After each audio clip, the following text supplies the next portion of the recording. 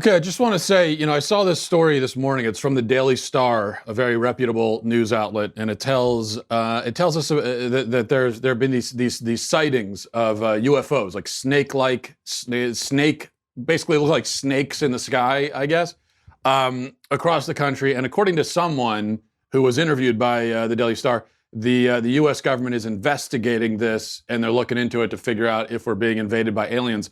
They're very concerned about it, about the snake crafts that are in the sky. And I just want to say that I, especially after watching the debates last night, I am rooting so hard for an alien invasion at this point. Not foreign aliens. We already got that going on. But like extraterrestrials basically coming here and enslaving mankind. I really am rooting for that. I think that would be great.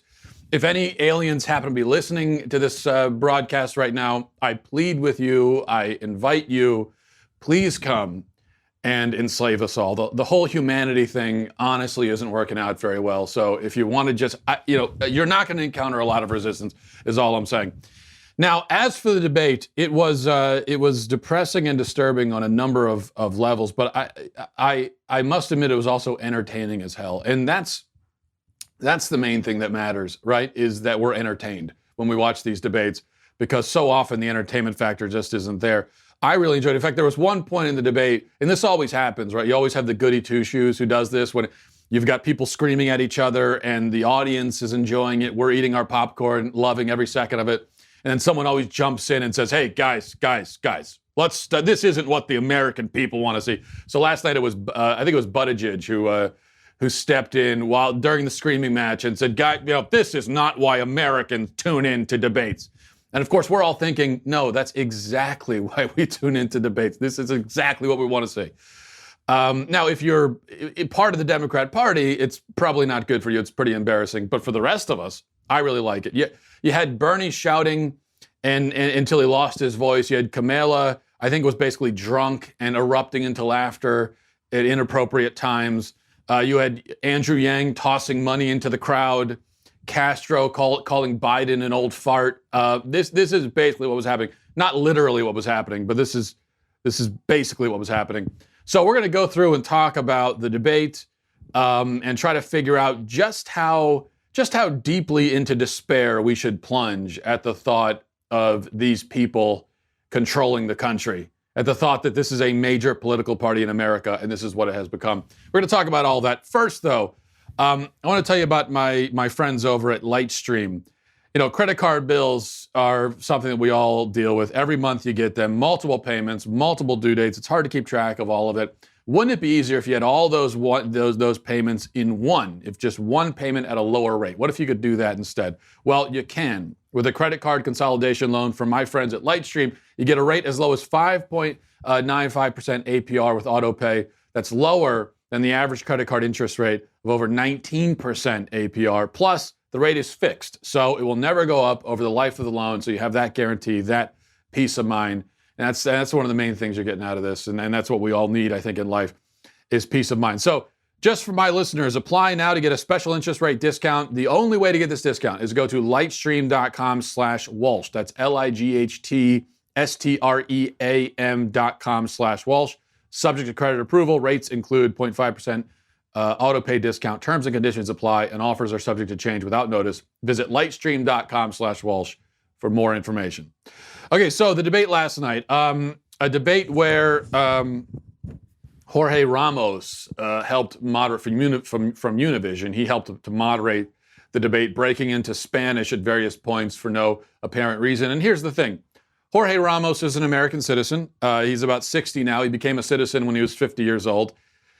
But he is, and I was reminded of this last night when I was slightly critical on Twitter of Jorge Ramos's involvement in the debate. And my criticism stems from the fact, not from the fact that he's of Mexican descent, but the fact that he is staunchly opposed to American sovereignty, very clearly, and always has been. So I have to admit that it rubs me the wrong way. It does. I mean, I was told last night, this makes me racist. You're a racist. How dare you? But it doesn't seem racist to me. That it does rub me the wrong way when people come here and even if they move and become citizens, and then turn around and lecture us about American sovereignty and tell us why we shouldn't have borders. I don't like that. You know, I don't like it. I admit.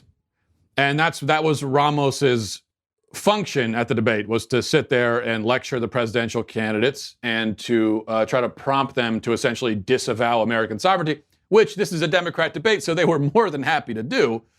But that doesn't make it any less of a repulsive spectacle, in my view. I mean, what do you think? Do you think... Hold on a second. I feel like Bernie at the debate last night. I'm losing my voice. Do you think Mexico, for its debates, do you think it brings in American journalists to lecture its candidates about its border enforcement? Do you think they do that? Well, I sort of doubt it. Do you think any country in the world has candidates who break into English?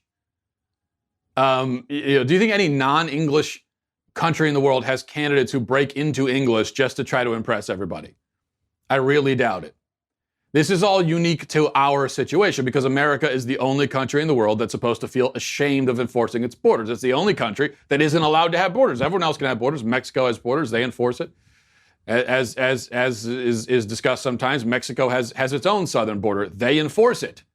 But no, we're not allowed to do that. And someone from Mexico can come here, even if they move here, and tell us, no, you can't have borders. Shame on you. And we're not allowed, but you can't have any problem with that. All you're allowed to do is just sit silently and say, okay, sir. Yes, sir. I'm sorry, sir. Yes, sir. If you try to speak up and say, what are you doing coming here and telling us what? If you do that, racist, that's racist. All right. For my tweets last night, I've had all these people saying, are you going to delete that tweet and apologize? When's the apology? No, I'm not going to delete an apology. Do you know why? Because I don't care about your opinion. If you're offended, I don't care about your opinion, and your outrage means nothing to me. So that's why I don't apologize. I'm just being frank with you. All right. On a lighter note, for me, the highlight of the night was the fact that Kamala Harris appeared to be drunk.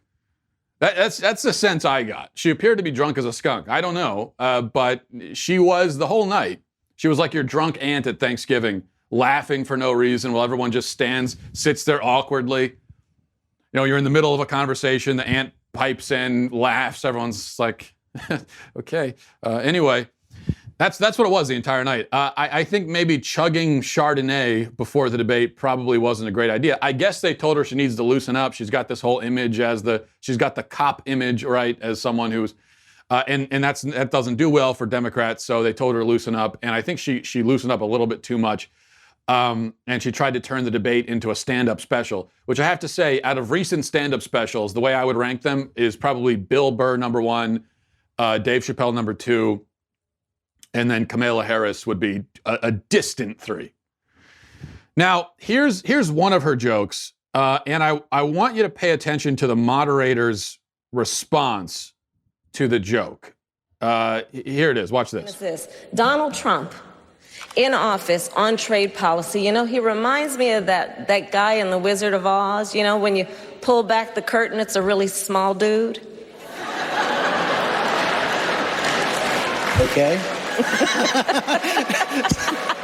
Okay, the clip cuts off, so you don't get to see Kamala laughing hysterically at her own joke for the next 7 minutes. But I love the okay from the moderator. Trump is like the Wizard of Oz. You know, the little small dude from Wizard of Oz. Okay. Small dude. Did you get it? Small dude. All right, moving on. But here's, I think, this I think is Kamala's drunkest moment. And well, you tell me. You watch this and you tell me if this looks sober to you. Watch this. Days, former Vice President Biden has said about executive orders, some really talented people are seeking the nomination. They said, I'm going to issue an executive order. Biden saying there's no constitutional authority to issue that executive order when they say I'm going to eliminate assault weapons, saying you can't do it by executive order any more than Trump can do things when he says he can do it by executive order. Does the vice president have a point there? Some things you can, many things you can't. Let's let the senator answer. Well, I mean, I would just say, hey, Joe, instead of saying no, we can't, let's say yes, we can. Let's be constitutional. We got a And constitution. yes, we can. Instead of saying we can't, let's say yes, we can. Now, actually, the transition, because what you didn't pick up in that clip there, what the clip cut off, but the transition from that joke to the point she really wanted to make is what we need to focus on, because this is my favorite transition I've ever seen in a debate. Let's go back to that clip, and we're going to play it from when the last one left off. Watch. Can. Let's be constitutional. We got a And constitution. yes, we can, because I'll tell you something. The way that I think about this is I've seen more autopsy photographs than I care to tell you. Yes, we can. But seriously, I've seen so many dead people. It's very traumatizing. That was her transition. She was laughing hysterically, and she went from there to talking about autopsy photos. That was good. Now, what else happened? A few points. Let's see. A few points I want to go through here.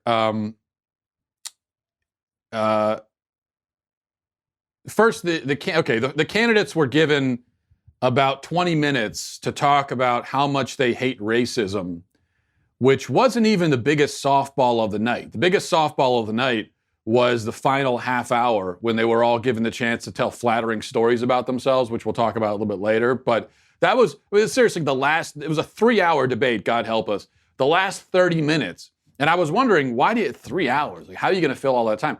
Well, it's because they wanted to leave the last half hour to give the candidates a chance to say nice things about themselves, which they were more than happy to do.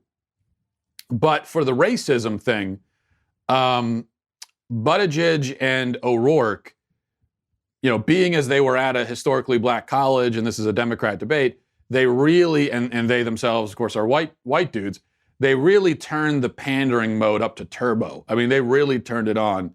And but I think there's a problem with the sort of pandering that we see on this particular issue that we see from Buttigieg and O'Rourke. But we'll play the clip first. Watch this.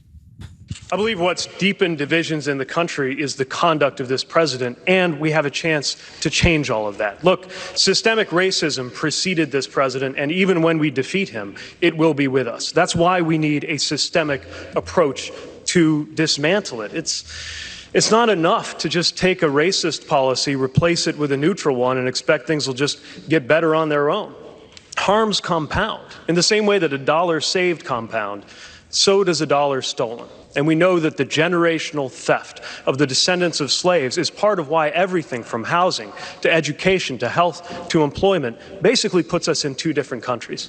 I have proposed the most comprehensive vision to tackle systemic racism in every one of these areas, marshaling as many resources as went into the Marshall Plan that rebuilt Europe, but this time a Douglas Plan that we invest right here at home to make sure that we're not only dealing with things like the over-incarceration of black Americans, but also black solutions, entrepreneurship, raising to 25% the target for the federal government to do business with minority-owned businesses, investing in HBCUs that are training and educating the next generation of entrepreneurs. We can and must do that, but that means transcending this framework that pits us against each other, that pits a single black mother of 3 against a displaced auto worker. Because where I come from, a lot of times that displaced auto worker is a single black mother of 3. We've got to say that and bring people together. Okay, there's Buttigieg on racism, but I think again there's an issue with the way that O'Rourke and Mayor Pete try to address this particular issue, and we'll talk about that in a second. But first, a word from our friends at Vincero Watches. As you can see, I'm wearing one of their great-looking watches right now, and this is what I want to tell you about. This is the best time for you to get one of these watches as well, because their biggest sale of the year is happening right now as we speak. Here's the deal: the more you shop, the more you save. It works just like that. You could literally save hundreds of dollars, and this is the time to do it right now. We got the holidays that are still a little bit in the future, but why not start? You could buy it for yourself. You could buy gifts as well. And you only have this chance once a year. That's it. Everything on the site is on sale. No exclusions, no exceptions. Even the all-new collection that they just dropped that is also available on sale. Products do sell out though, so don't wait to buy. Go now, because listen, when it comes to watches, this is the best bang for your buck that you're ever going to have the chance to get. It really is as simple as that. Go to VinceroWatches.com. That's VINCERO watches.com and start saving on amazing watches that I'm telling you look a hell of a lot more expensive than they actually are. VinceroWatches.com. All right. Here's the issue. When you've got Buttigieg and O'Rourke talking about racism and so on, systemic racism, but you're two white dudes running for president. If you're really concerned about systemic racism, wouldn't you drop out and throw your support behind one of the candidates of color that are running for president? Someone like Kamala or Booker or Yang? Aren't you basically saying, if you think that there's systemic racism in this country, that it is ingrained in our system, then aren't you really saying systemic racism is a huge problem and the best person to fix it is me, a white man, rather than a black man or a black woman or an Asian man? See, that doesn't make much sense to me. It's the same problem that these pandering men have, like Biden, when they say, oh yeah, I'm gonna pick a female VP because it's about time that we had a female in the White House. She shouldn't be at the top though. She should be right below me. She shouldn't be at the top of the food chain. She should be one step below it. If you really feel that way, but if you really feel like it's so important we have a woman in the White House that I'm gonna make her my VP, then why are you trying to take votes from female candidates? Why not offer your services as a woman's VP? Okay? Rather than trying to make it the other way around. That's what doesn't make any sense. And that's where I think the pandering comes back to bite them in the butt. Now, healthcare. They talked a lot about healthcare. I'm not going to play any clips, but there was an interesting blow up over healthcare. And we see this every time there's a Democrat debate where you've got Warren and Sanders insisting that everybody will magically get free health care. And meanwhile, you've got a few remaining not yet full-blown socialists who at least sort of understand that you have to be able to pay for things. And so they're demanding that Warren and Sanders explain how they're going to pay for this stuff, and they can't do it because there is no way to pay for it other than massively raising taxes on everyone. But Sanders doesn't understand. Sanders is just yelling and screaming and waving his arms around like a maniac. He doesn't understand anything. Warren, too, is completely out of touch with reality. And I thought that Warren's problem of being out of touch was profoundly demonstrated by her opening statement. Let's give a listen to that. So I was born and raised in Oklahoma, but I'm sure glad to be in Texas tonight. All three of my brothers served in military bases here in Texas. That was their ticket to the middle class. Me, I got my big opportunity about a half mile down the road from here at the University of Houston, back when it cost $50 a semester. For a price that I could pay for on a part-time waitressing job, I got to finish my 4-year degree and I became a special needs teacher. And after law school, my first big job was back here in Houston. By then, I had 2 little kids, and when childcare nearly brought me down, my Aunt Bee moved in and saved us all. The paths to America's middle class have gotten a lot smaller and a lot narrower. Today, service members are preyed upon by predatory lenders. Students are crushed by debt, and families cannot afford childcare. I know what's broken, I know how to fix it, and I'm going to lead the fight to get it done. Okay, so you see this theme that she keeps going back to in the opening statement.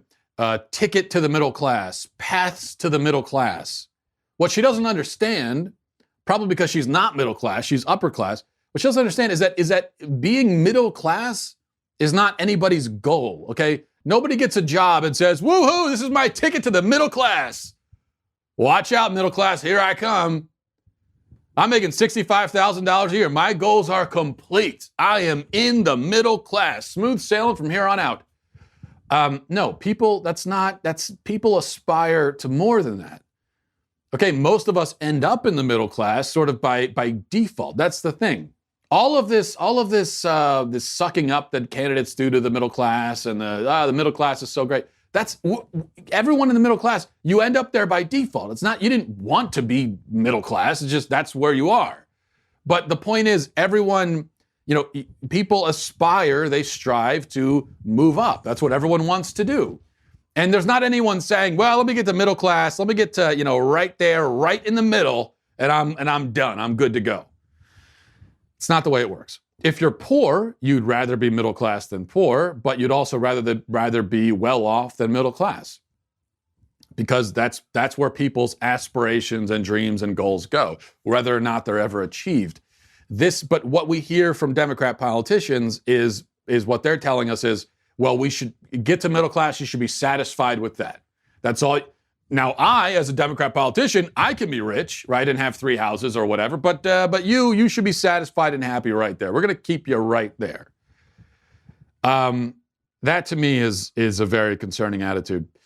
Speaking of concerning attitudes, whole conversation about guns and gun violence. Beto O'Rourke went off on his whole thing. Now, he's going all in on gun confiscation, saying, yeah, we're going to take the guns. We're going to buy them back, which is to say we're going to steal your guns and then compensate you with whatever amount of money we decide. Which is, like we talked about last week, it's really your own money. So we're going to take money out of your pocket and use it to buy your gun from you by force, and then you're supposed to be happy with that. So Beto's talking about gun confiscation, and there's a lot of conversation about gun violence and gun deaths and all these statistics flying around about how many gun deaths there are.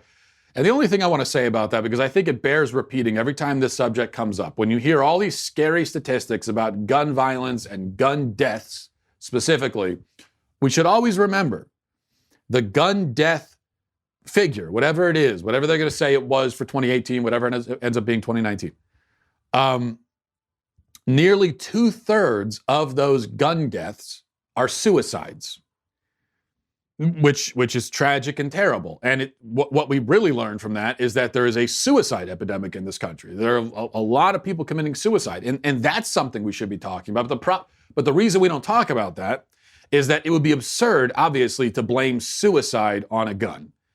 Even Democrats aren't at the point yet where they would do that, because they realize that, look, if somebody wants to kill themselves, there are many ways to do it, and if they don't have a gun, there are dozens of other ways that they could potentially kill themselves. So to blame it on the gun, you can't do it. It makes no sense.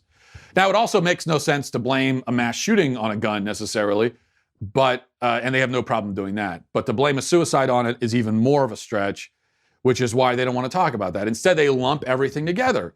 But 2/3 are suicides. If you're talking about the problem of people killing other people with guns, you cannot lump suicides in with that. That's a different category of thing. Tragic, sad, terrible, something that we need to talk about and address, but you cannot put it in the same category as a mass shooting. It's a completely different phenomenon. So we should always remember that. All right, putting the issues to the side for a moment, I want to say one other thing about the debate. I want to say something about Joe Biden, because Joe Biden, I think, had a fairly disastrous performance. I think all of his performances at the debates have been bad. I think his performance in general on the campaign trail has been pretty bad. And this is a guy that 15 years ago, if he was out on the campaign trail, I think he would have been formidable. He did run for president other times and didn't succeed. But I think he was a formidable politician, at least. He was a formidable politician for most of his career, because he was, even though I didn't agree with, and I don't agree with his policies, relatively charming guy, good on his feet, all that kind of stuff, right? Quick thinker. Well, he's 77 years old now, and he's lost a lot of that. And that's what happens to everybody. If you live long enough, it's going to happen to you, where you get older and your mind doesn't work as quick anymore and your body starts shutting down. That's it. Most men die before the age of 85. At 77, you are probably only a few years from death. That is the sad reality of being puny mortals in living in the physical world. So I think it's been a sad performance overall. And at the debate last night, it was especially bad because he wasn't even making sense for most of the time.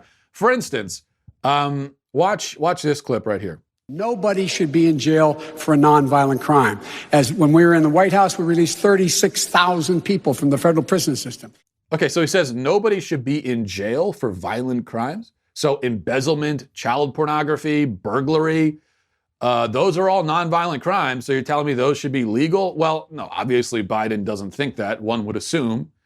It's just that he's not thinking clearly at all is the problem. Now here he is making a point. I'm not sure what the point is he's trying to make, but he does seem confused about what decade we're living in. We bring social workers into homes of parents to help them deal with how to raise their children. It's not that they don't want to help. They don't know quite what to do. Play the radio, make sure the television, make sure you have the record player on at night, the phone, make sure the kids hear words. A kid coming from a very poor school, or a very poor background, will hear 4 million words fewer spoken by the time they get there. There's so much no, I'm going to go like the rest of them do. Yes, record players. He's talking about record players. And this is what made it really sting when Castro essentially accused him of having dementia. Be enrolled, they wouldn't have to buy in. That's a big difference because Barack Obama's vision was not to leave 10 million people uncovered. He wanted every single person in this country covered. My plan would do that. Your plan would not. They do not have to buy in. They do not have to buy in. You just said that. You just said that 2 minutes ago. You just said 2 minutes ago that they would have to buy in. You said they would have to buy in. Have to buy in. If she qualifies for Medicaid, are you forgetting what you said 2 minutes ago? Are you forgetting already what you said just 2 minutes ago? I mean, I can't believe that you said 2 minutes ago that they had to buy in, and now you're saying they don't have to buy. You're forgetting that. I said anyone like your grandmother who has no money. We need a healthcare system. You're automatically enrolls people regardless of whether they choose to opt in or not. If you lose your job, for instance, his healthcare plan would not automatically enroll you. You would have to opt in. My healthcare plan would. That's a big difference. I'm fulfilling the legacy of Barack Obama, and you're not. I'll be surprised to him. Honestly, I can't laugh at that. That's brutal and sad. And there's also a clip floating around out there of Biden appearing to lose his dentures while something weird's happening in his mouth while he's talking. I'm not going to play it. I don't get it with Biden. You're very old. You're rich. You've had a successful life. I mean, most people will never be vice president. Most people will never be senator. So you've done that. You've achieved more than a lot of people. Why not go home and enjoy your remaining years? Go home with your family. And why put yourself through this? He's not only having all these gaffes on the campaign trail, but at the first debate, he's accused of being racist by Kamala Harris. At this debate, he's essentially called senile by Castro. The guy's being embarrassed up there, and there's no reason. At least if he was a younger man, and you might say that, okay, this is his first foray, it's not working out, he could try again, but that's not going to happen for Biden. So why not go just be retired? Go play golf, take up fishing. You know how much I would love if I could just go fish every day and do nothing else? Well, that's what Joe Biden could do at the age of 77. It's similar to how I felt about Hillary Clinton, although Hillary Clinton is certainly a more repulsive human being, so it was a lot harder to feel sorry for. But even with Hillary Clinton, she's falling apart, having all these health problems. She's an old woman, grasping desperately for this last chance at power. And you think, why? What is it really worth it for all of this? Even if you win, you're going to only be in office probably for 4 years. That's all your body's going to be able to take. That's all and then you die soon after. You won't even be able to enjoy the fact that you had all this power. So I don't get it. And here's one thing I want to say about Biden in all seriousness.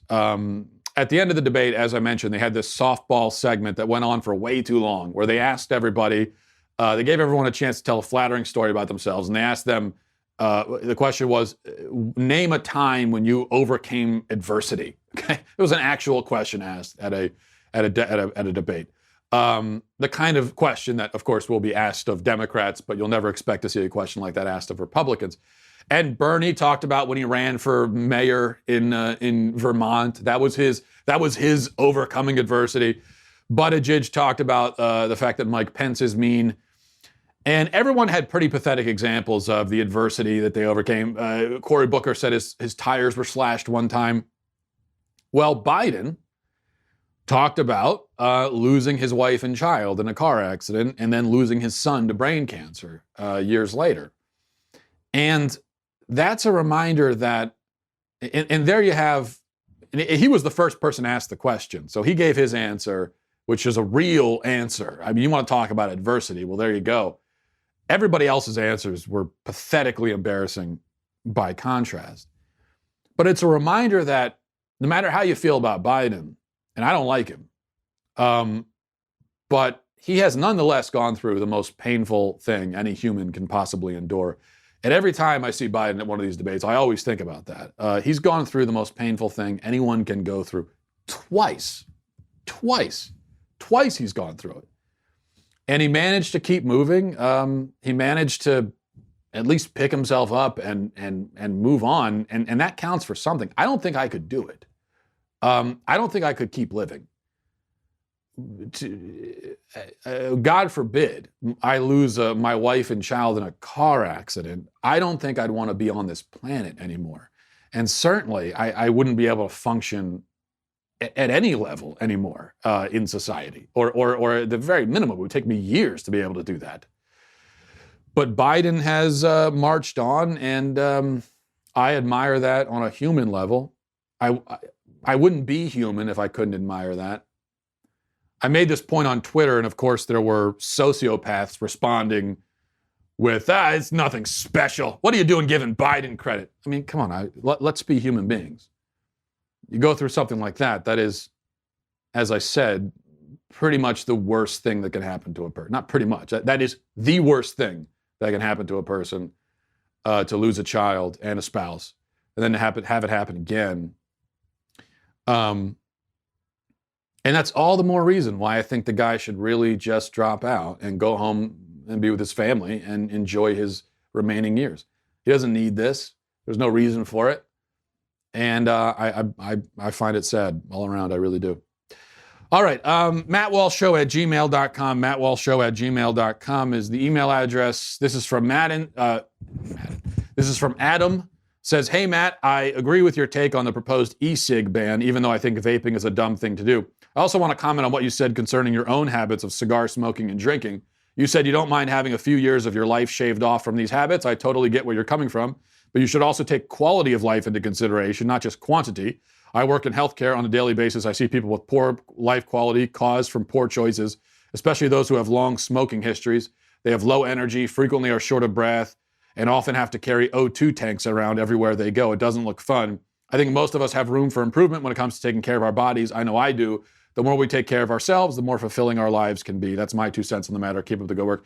Yeah, well, that's certainly true. And that's why I say that the luxuries in life, whether it's alcohol or smoking an occasional cigar or having chocolate cake, whatever it is, and we all have things like that we enjoy, I think you got to do it in moderation, of course. But the point is, and if you don't do it in moderation, then, as you say, not only are you going to die sooner, but your life leading up to death is eventually going to become absolutely miserable because of the choices you've made.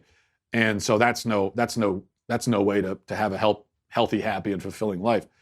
I guess my point only is that you could say, well, listen, yeah, you could have a chocolate cake, have a piece of chocolate cake every once in a while, and it's not going to kill you, or have a drink in moderation, it's not going to kill you. But you probably live longer if you didn't do that stuff at all. So from a health perspective, there really is no health benefit to any of that. Arguably, maybe with alcohol in very small doses, maybe there is, depending on what study you listen to. But probably overall, with all of those things, whether it's junk food or tobacco or alcohol, probably you'll live longer if you just don't touch it at all. And that's where I say, yeah, maybe that's true, but it also brings you a little bit of joy, a little bit of happiness. It helps you relax a little bit. And so to give all that up your whole life just to tack on a few more years at the end, I don't see how that trade is worth it. Although, yes, the trade of I'm going to do this in moderation so that I don't die at the age of 50, that trade is definitely worth it. All right, this is from Jenny, says, Dear Matt, I wanted to weigh in on the question of human suffering. You had mentioned that it's hard to understand why God doesn't just remove the suffering of innocent children or suffering caused by natural disaster. I am a Christian, and I believe that God does end the suffering for us, either through some sort of temporary relief and eventually through our death. It's difficult to understand because we want suffering to end immediately. We may suffer for a maximum of 80 to 100 years if you have a very bad life and suffer the entire time. But since we have immortal souls, if we only suffer for 80 to 100 years at an absolute maximum, what is 80 to 100 years as a percentage of eternity? My point is that those who are saved will have their suffering removed immediately as compared to the timeline of eternity. A lot of math, heavy subjects, but to lighten it up, I really enjoy your show. Thanks for the work. Thanks for your work. Well, Jenny, the point you raised, and I got several other emails making a similar point as we were talking about the problem of suffering yesterday on the show.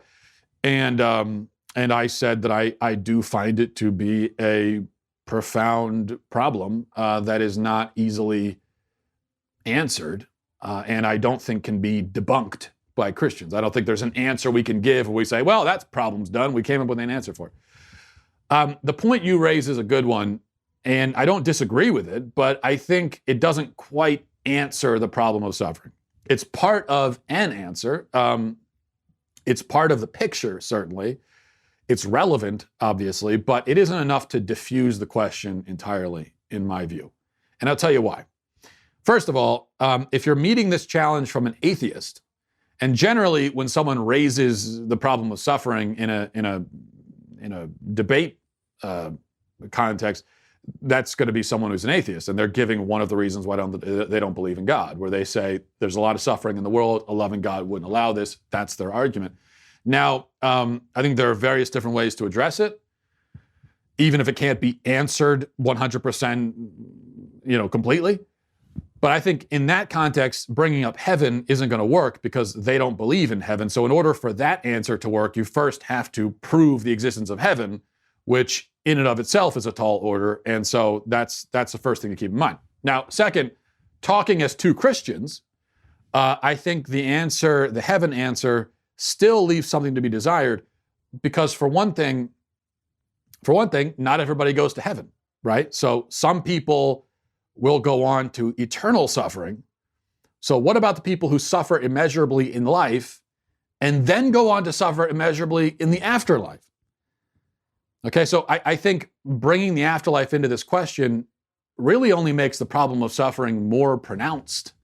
It really adds to the problem of suffering. Where, yeah, some people are going to heaven, but not everybody is. And so what about the life of misery and suffering for people who don't go? It's just misery and suffering the whole time, forever. And so I think in a way you've added another layer to the problem of suffering, and a more even difficult layer, I would say. But even in the case of someone, but let's put that to the side, and let's put to the side, if you're having this conversation with an atheist, let's talk for a minute about someone who suffers greatly here, but then does go on to heaven. Okay. Well, certainly it will have been worth it in the end. I think we would all agree.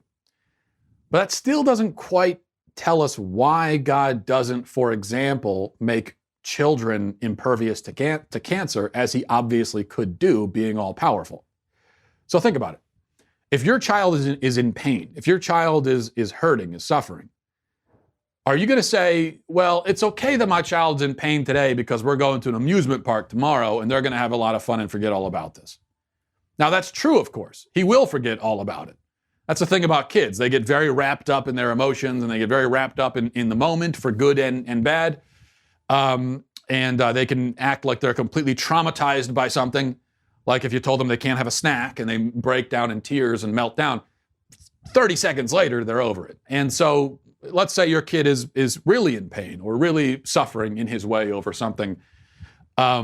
Are you going to say that doesn't matter because I know he'll be over it soon? Probably not.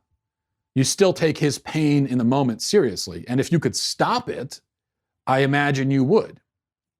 If you had the ability to snap your fingers and make it go away, make the pain go away, make the suffering go away, you would. You probably wouldn't say, let's just wait for tomorrow. He'll be fine by then. I'll give you an example. My son, when he was about 2 years old, well, maybe about a year and a half, he fractured his leg on the playground. And he was in a lot of pain, as you can imagine. I've gone through that myself recently, and it's very painful. And we didn't realize at first what had happened to him because he couldn't tell us. He wasn't old enough yet to tell us. And all we knew is he came down a slide and he started crying, and we picked him up and he was crying. My wife put him down for a second to try to talk to him, not knowing he hurt his leg. And then he screams out in pain and starts limping. And of course, my wife immediately scoops him up again. It was a temporary pain. And he's over it by now. That was a year and a half ago. Doesn't even remember it, I imagine. But I still think back to it sometimes, and it still kind of hurts my heart as a parent, thinking of that little guy in so much pain and so unable to understand why he was hurting, or when it would stop, or if it would stop. That's the thing about really little kids. When they're very sick, or they're in pain, or they're scared, or whatever, that's what really gets you as a parent when you see your little children suffering, is that it's the confusion that comes with it, where they don't understand it. You could try to talk to them and say, it's going to be okay, it'll feel better. They don't know that. And so in the moment, for them, they think it's going to be like this the rest of their life. They have no idea. Now, but with my son with his leg injury, I knew that he would get over. I knew that he would recover. We'd take him to the doctor. He'd wear the cast, and eventually, he would be over it, and he wouldn't even remember it. I knew that. But if I had a magic button I could press that would have made that pain go away, I would have pressed it. Of course I would. I wouldn't have said, well, why press the button? He'll be fine in a few weeks. Of course I'd push it. I mean, what kind of parent would I be if I didn't? I love my child. I don't want him to suffer and be in pain like that. So I would take it away if I could. In fact, if I could push a button that would transfer the pain in his leg to my leg, I would have pushed it in a heartbeat, without question, definitely. So that's why heaven doesn't quite answer the problem of suffering, because even if the pain and suffering is temporary, it's still real. And see, that's the other problem. That's why I'm sometimes uncomfortable with people saying, well, you go to heaven. It has a way. I know you didn't mean it this way, but it has the effect of being dismissive of earthly pain and suffering and saying, it doesn't really matter. It does matter. It's real. People are going through it. It's real and it matters. And why do children need to get cancer just because there's heaven? Okay, you would never say of your own child, you're getting a treat tomorrow, therefore you must suffer immensely today. You would never say that about your own kid. So that's all to say that I think the problem of suffering remains. I don't understand. Yeah, I understand that there's heaven. I understand that when you're in heaven, you're not thinking anymore about those bad things. But why do, especially little kids, have to suffer in that way just because there's heaven? Why can't they just have joy and happiness the whole time? I don't understand that. Now, I'm just being honest. Maybe I'm being a little too honest, but I don't understand it. I don't have the answer for that. I don't understand why God doesn't take the pain away from those children right now. I wish he would. I would. But I'm not God. So I have to have faith that there's a reason, that there is some answer out there that I just don't understand, and I don't think any of us understand. I don't think anyone on earth understands it because I've never heard a person give an answer that was completely sufficient, which tells me that none of us fully understand it. And I know it's really uncomfortable for us as Christians to admit when we don't understand something. And when we don't have an answer for something. We don't like to admit it, and we always want to pretend that we have an answer at least. But I think we have to be okay with not knowing and with not having the answer. I think we need to be okay with that. And I think it's okay to say, I really don't get this, and it troubles me. That's okay too, because that's real. That's just, we're human beings. We're trying to sort through this. And so when you see a child suffering and you feel angry and you feel helpless and you say, God, why don't you stop this? I mean, that's how we should react. That's how God wants us to react. That's a reaction of love. It's because we love those children and we don't want to see them in pain. And so I think God can take that sort of questioning, even the anger we have. And I admit I have that anger sometimes at God, where I say, what, when I see a story about a 4-year-old child, the one I talked about yesterday, 4-year-old child hunched over a toilet, vomiting from his chemotherapy treatments. And yeah, when I saw that, I felt some anger at God. I felt like, why don't you? You have the magic button. Why don't you press it? But I think that God can handle that anger.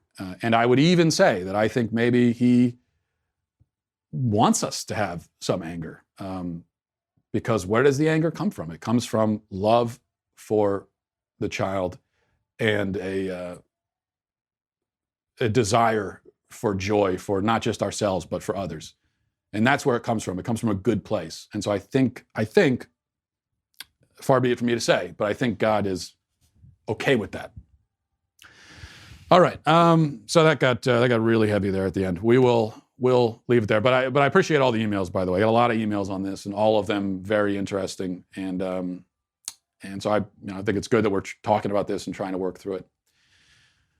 Have a great weekend, everybody. I'm taking my son to his first Ravens game on Sunday, so I'm pretty excited about that. Hope you have plans as well, and I'll talk to you on Monday. Godspeed. The Matt Walsh Show is produced by Robert Sterling, associate producer Alexia Garcia Del Rio, executive producer Jeremy Boring, senior producer Jonathan Hay, our supervising producer is Mathis Glover, and our technical producer is Austin Stevens, edited by Donovan Fowler. Audio is mixed by Mike Coromina. The Matt Walsh Show is a Daily Wire production. Copyright Daily Wire 2019. If you prefer facts over feelings, if you aren't offended by the brutal truth, if you can still laugh at the nuttiness filling our national news cycle, well, tune on in to The Ben Shapiro Show, where you'll get a whole lot of that and much more. We'll see you there.